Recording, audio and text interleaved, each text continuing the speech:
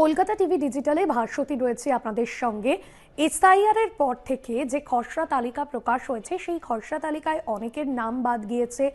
অনেক ভোটার তারা জীবিত, কিন্তু তাদেরকে মৃত হিসেবে সেই তালিকায় দেখানো হচ্ছে। এরকম নানা রকম বিভ্রান্তিকর পরিস্থিতির মুখে কিন্তু আমরা পড়েছি। সেক্ষেত্রে আপনার সংশ্লিষ্ট বিএলওকে আপনি বিষয়টি জানান এবং অবশ্যই সেদিক থেকে আপনার তথ্য যদি সঠিক থাকে তাহলে আগামী দিনে আপনার অসুবিধার কোনো কারণ নেই। তবে আজ যে বিষয়টি আপনাদের জানাবো, যেখানে যে ওয়েবসাইটে এই খসড়া তালিকা প্রকাশিত হয়েছে, সেই ওয়েবসাইটেই আরও একটা খসড়া তালিকা, যেখানে বলা হবে যে কোন বিএলওরা কোন বুথে কি কি বিষয় দেখবেন। অর্থাৎ আপনার ধরুন নাম থাকলো না, অথবা আপনার মা বাবার নাম রয়েছে, আপনার নাম নেই, কোনো কারণে আপনি জীবিত কিন্তু আপনাকে খসড়া তালিকায় যে তালিকা বেরিয়েছে সেখানে মৃত হিসেবে দেখানো হয়েছে, সেক্ষেত্রে যে সংশ্লিষ্ট বিএলওর আন্ডারে আপনি রয়েছেন সেই বিএলও কিন্তু আপনাকে হিয়ারিংয়ের জন্য ডাকবে এবং ওই ওয়েবসাইটে যাবতীয় যে তারিখ, যাবতীয় যে দিন, ডেট, সেই সমস্ত কিছু নির্ধারণ করে দেওয়া হবে। সেই তারিখ অনুযায়ী আপনি হিয়ারিংয়ের জন্য যেতে পারেন। তিনটি বিষয় এখানে মাথায় রাখতে হবে। প্রথম যে বিষয় আপনাদের জানাবো, প্রথম বিষয় হলো যে তালিকাটা আপনাকে দেওয়া হচ্ছে সেই তালিকায় ধরুন আপনার মা বাবার নাম রয়েছে এবং সেই তালিকায় আপনার নাম নেই, সেখানে সেই বিষয়টাকে বলা হয় মা বাবা বা আত্মীয় স্বজন, আপনার দাদু ঠাকুমার নাম রয়েছে, সেই বিষয়টাকে বলা হয় প্রোজেনি ম্যাপিং। অর্থাৎ সেখানে আপনার পরিবারের আত্মীয়দের নাম রয়েছে কিন্তু আপনার নাম নেই। দ্বিতীয়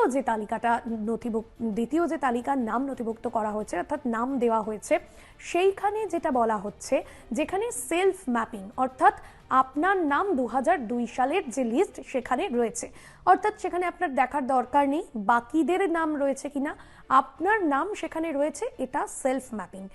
থার্ড যে পয়েন্টটা, সেখানে বলা হচ্ছে যে 2002 সালে আত্মীয় পরিজনের সঙ্গে কোনো যে সংযোগ, সেই সংযোগ খুঁজে পাওয়া যায়নি, অর্থাৎ নাম নেই, সেটাকে বলা হচ্ছে নো ম্যাপিং।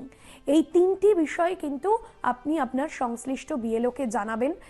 যে বিষয়গুলো আপনার এই তিনটে ক্রাইটেরিয়ার সঙ্গে জড়িত, আপনি সেভাবেই ফর্মে, যে ওয়েবসাইটে যে তালিকাটা সামনে আসবে সেখানে আপনি সেভাবেই লিখবেন, অথবা আপনার স্থানীয় যে বিএলও তাকে এই বিষয়টা সংক্ষিপ্তভাবে জানাবেন।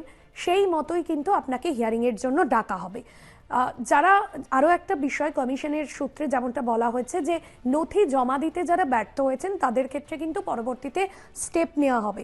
শুনানি শুরুতে তাদের ডাকা হবে এবং যাদের পূরণ করা ফর্মে বাস্তবের সাথে কোনো তথ্য পাওয়া যাচ্ছে না সেক্ষেত্রেও কিন্তু ডাকা হবে।